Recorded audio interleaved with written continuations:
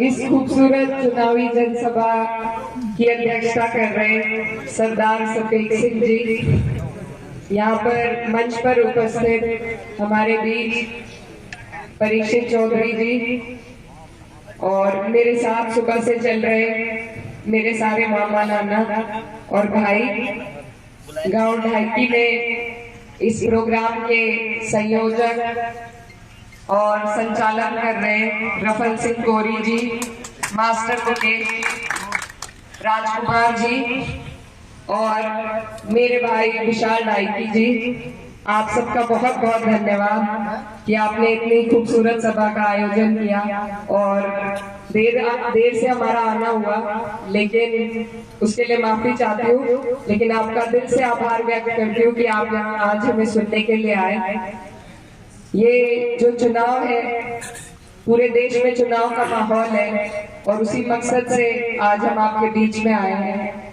19 तारीख है, साइकिल का निशान है और ये चुनाव आपके हमारे लिए बहुत महत्वपूर्ण चुनाव है, क्योंकि ये देश का चुनाव है। देश की नीतियां इस चुनाव से तय होती हैं, जिनका असर सीधा सीधा आपके और हमारे जीवन पर पड़ता है।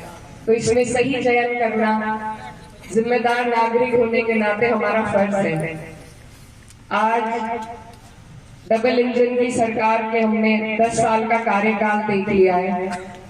मुझे बताने की जरूरत नहीं है कि क्या सब हो रहा है, हालात आपके सामने हैं। हमारे जो किसान भाई हैं वो किस कदर इन पूरे 10 सालों में उनका उत्पीड़न हुआ और आज बेहाल है। 1 साल तक धरना चला, लेकिन सरकार ने किसी की सुनवाई नहीं करी। वहां पर जो भी वादे हुए थे वो आज तक अधूरे हैं। MSP का दावा आज तक अधूरा है, भुगतान पुराना बकाया है, 14 दिन का वादा, और जो वादा किया गया था कि अगर 14 दिन में पेमेंट ना हो तो ब्याज के साथ आपको आपका पेमेंट मिलेगा, ये भी आज अधूरा है। 700 हमारे किसान भाई शहीद हुए वहां पर। हमारे जो प्रधानमंत्री जी है, मन की बात हर हफ्ते करते हैं, लेकिन एक भी मन की बात में उन्होंने किसानों की बात नहीं कही। बेरहमी से किसानों को कुचला गया इन्हीं के नुमाइंदे के द्वारा, लेकिन उन पर भी कोई कार्रवाई नहीं हुई। आज वो दोबारा से टिकट लेकर चुनाव लड़ने का काम कर रहे हैं। हमारी जो बहनें हैं और जो महिलाएं हैं, पहले मणिपुर में, और जो हमारी महिला खिलाड़ी हैं उनके साथ किस तरह का शोषण हुआ है वो भी आपके सामने है। ये इसी सरकार के कार्यकाल में है कि आज जो मजदूर भाई हैं वो परेशान हैं, बेहाल हैं। जो छोटे व्यापारी हैं उन पर अनेकों तरह के टैक्स लादकर उन्हें कमजोर कर दिया गया है। आज आपके और हमारे ऊपर बिजली की दरों का एक प्रकोप भी डाल दिया है। ट्यूबवेल तक हम मीटर पहुंच चुके हैं, तो लेने के लिए इनके पास सारे हथकंडे तैयार हैं, लेकिन जब आपके हमारे पेमेंट की बात आती है तो वो इनके पास नहीं है। और ऐसा नहीं है कि सरकार के पास पैसे नहीं है। इन्होंने 16 लाख करोड़ उद्योगपतियों का कर्जा माफ किया है। इतने में किसानों का ये बहुत बड़ा दर, बहुत बड़े कर्जों का दर माफ कर सकते थे। तो ये इनकी नीयत है जो आपके और हमारे सामने है। मेरे युवा भाई यहाँ पर खड़े हैं जो पहले फौज में भर्ती होने की उम्मीद रख के तैयारी करते थे, आज उसको भी संविदा की तरह 4 साल का बना दिया इन्होंने, अग्निवीर बना के रख दिया। इसके अलावा कोई वैकेंसी निकलती है, उसमें तैयारी जब हमारे भाई करते हैं, बहनें करती हैं, तो कुछ उनके लिए हो, उन्हें कुछ मिल सके, उससे पहले पेपर लीक हो जाता है। और सिर्फ फॉर्म भरने से ही इन्होंने लाखों करोड़ों रुपए इकट्ठा कर लिए हैं। तो ये जो सरकार है सिर्फ आपसे हमसे लेना जानती है। इनके पास कोई लाभकारी योजना नहीं है जो आपको हमें मिल सके। इन्होंने खुद कबूला है कि ये 80 करोड़ लोगों को फ्री में अनाज देने का काम करते हैं और इस पे अपनी पीठ थपथपाते हैं।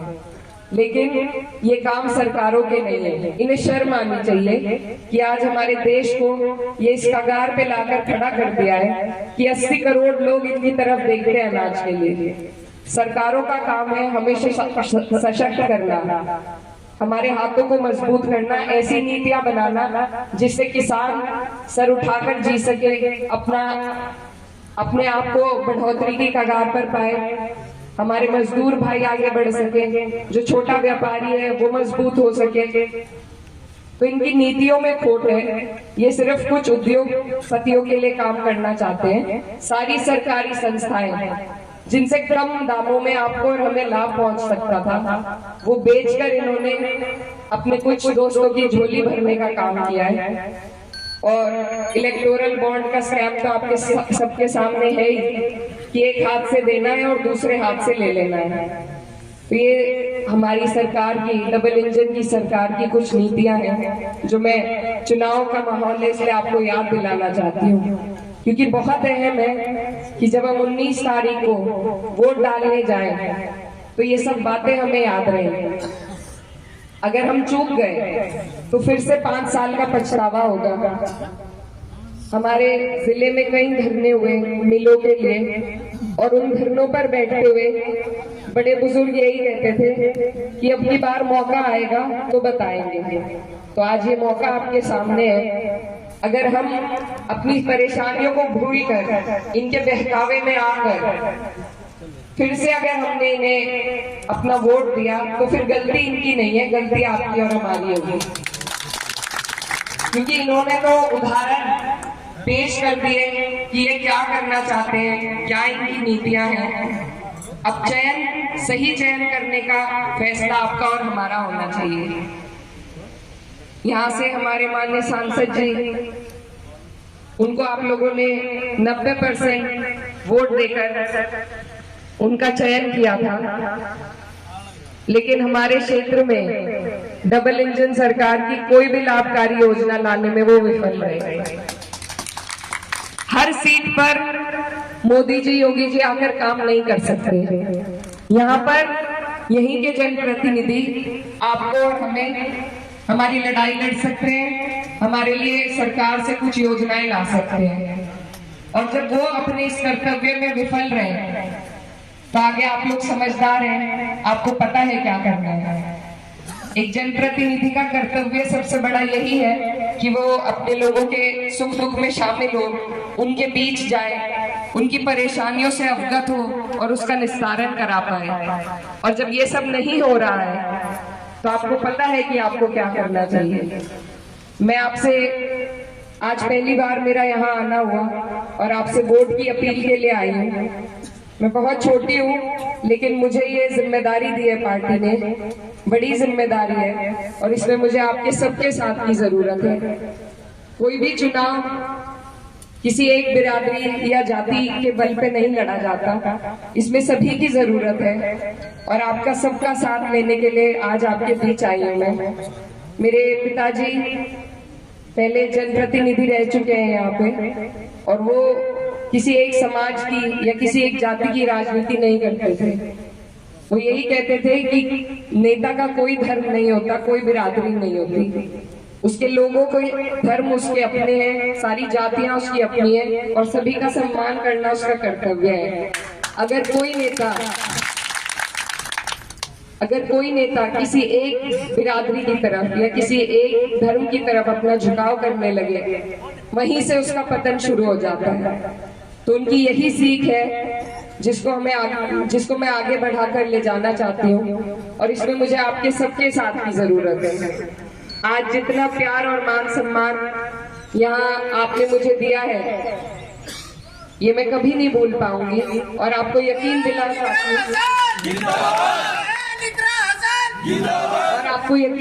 चाहती हूँ कि आपके इस विश्वास को मैं कभी नहीं टूटने दूंगी, और आपकी स्वाभिमान की लड़ाई में मैं आपसे आगे आपको मजबूती से लड़ती मिलूंगी। अपनी बात खत्म करने से पहले सिर्फ एक बात कहना चाहती हूँ कि हो गई है पीर पर्वत सी पिघलनी चाहिए, इस हिमालय से कोई गंगा निकलनी चाहिए, आज ये दीवार पर्दों की तरह हिलने लगी, शर्त लेकिन थी कि ये बुनियाद हिलनी चाहिए। सिर्फ हंगामा खड़ा करना मेरा मकसद नहीं, मेरी कोशिश है कि ये सूरत बदलनी चाहिए।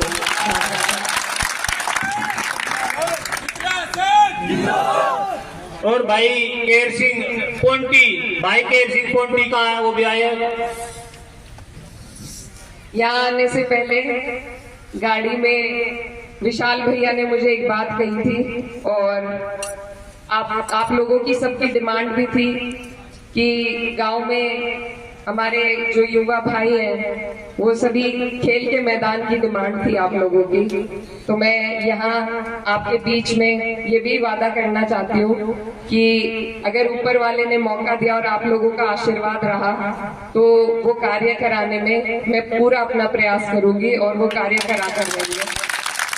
तो आप लोगों से मेरा यही निवेदन है कि मैं आपसे छोटी हूँ, आपकी बहन हूँ, बेटी हूँ। इस चुनाव को आप अपना चुनाव समझकर इसकी जिम्मेदारी को संभालें और अपना आशीर्वाद दें। बहुत बहुत धन्यवाद। सांसद जी हमारे गांव को इतनी बड़ी